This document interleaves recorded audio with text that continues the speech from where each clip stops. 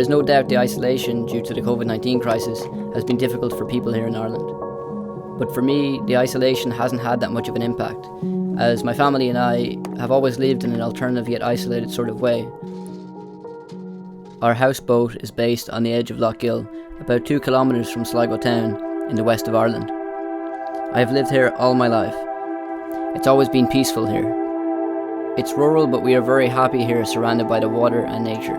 My parents and I have been in isolation here, and the boat's location has made it a little easier to avoid contact with the rest of the world.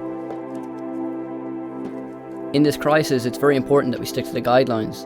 We have learned from China and their methods of how to fight the virus, and they've been successful, so our government are reflecting some of their methods. Life in China seems to be returning to normal, and we hope to follow in their footsteps. Hopefully, we can beat the virus too.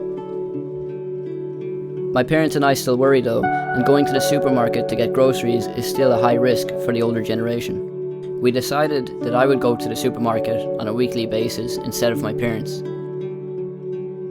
We've had the benefit of water transportation and don't have to rely on public transport, and taking that scenic route surrounded by nature on each side makes for some incredible views.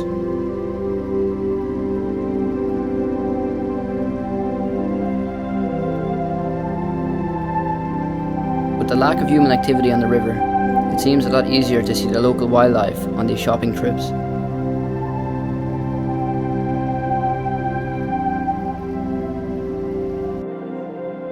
The economy in Ireland is suffering because of the shutdown. My local town is normally very busy at this time of year, with tourism and summer festivals. But now the only things that are open are pharmacies and supermarkets, and it's completely deserted. It's sad to see my town this way. There is also a shortage of face masks and sanitizer, but thankfully a local brewery has begun to produce alcohol-based sanitizer, and my mum and a few other local seamstresses have started to make face masks. There is a real sense of community in this crisis. Everybody has come together and are helping in any way they can. People are following the guidelines with a strict emphasis on hygiene, isolation, and the 2-metre social distancing rule. Friends and neighbours are ensuring the elderly people have enough food and medicine. Non-physical communication is risk-free, and we have harnessed the internet to fight the long and lonely days of isolation. All the local musicians are performing online concerts from home, and some local chefs are doing home cooking demonstrations.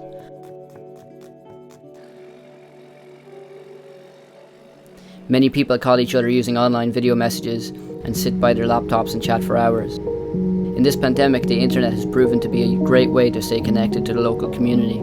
School education has moved temporarily to online training. For entertainment, the community concert pages are a great way to pass a few hours, as the music is always excellent. Technology was always popular here in Ireland, but now even more so. With the weather improving, it's time for me to start back on my own boat project. It's a 1940s seaplane tender which I've been restoring over the last few summers. I have a lot of work to do on this boat before it's back up and running again, and I find that days can pass quite quickly when I'm busy working on it. When I need to take a break from it all, I tend to find myself heading off to explore the lake and its islands. Due to the virus, we are currently limited to a 2-kilometre radius, and I really feel I'm lucky and fortunate to have all this nature surrounding me. I have explored these islands 1,000 times before, but it just never gets old. There's always something new to see or do. Sometimes it feels like time slows down here, and it is a great escape for my mind here, away from the problems and the outside world.